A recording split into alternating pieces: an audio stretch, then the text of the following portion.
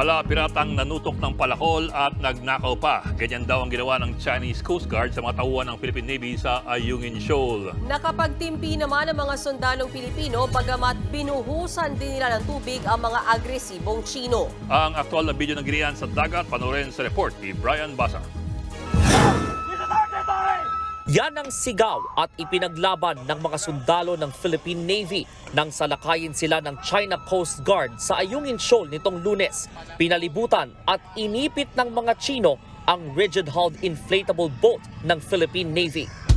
Armado rin ng mga palakol at kutsilyo ang mga Chinese.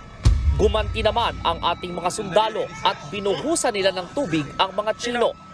Ang isa sa mga binuhusan, tila ibinaling sa rubber boat ang galit at binutas ito gamit ang dala niyang patalim.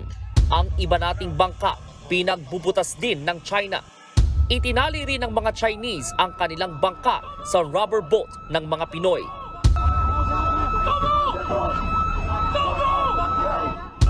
Isang sundalo natin ang nag-abot ng itak na pamutol ng tali. Hindi pa riyan natapos ang panghaharas ng China. Ang isang ito sa pool sa video na may ninakaw na supply sa ating rubber boat. Meron ding nakunang nambabato.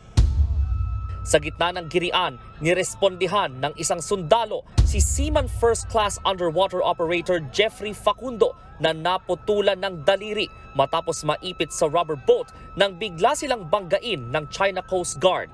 Kita rin ang usok galing sa binato sa kanilang tear gas ng China.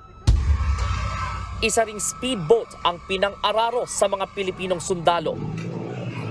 This barbaric, this piracy, they are thieves. This illegal, coercive, aggressive, and deceptive actions of China does not reflect the intention of their country to be a global power. Other countries have to be wary of this. Sa kabila ng marahas na aksyon ng China, pinairal pa rin ng Philippine Navy ang pagtitimpi para hindi na lumala ang gulo. Nagbabalita mula sa Frontline, Brian Basa, News 5. Mga kapatid, Lucy Cruz Valdez po, maging maalam at may pakialam sa mga napapanahong balita sa bansa.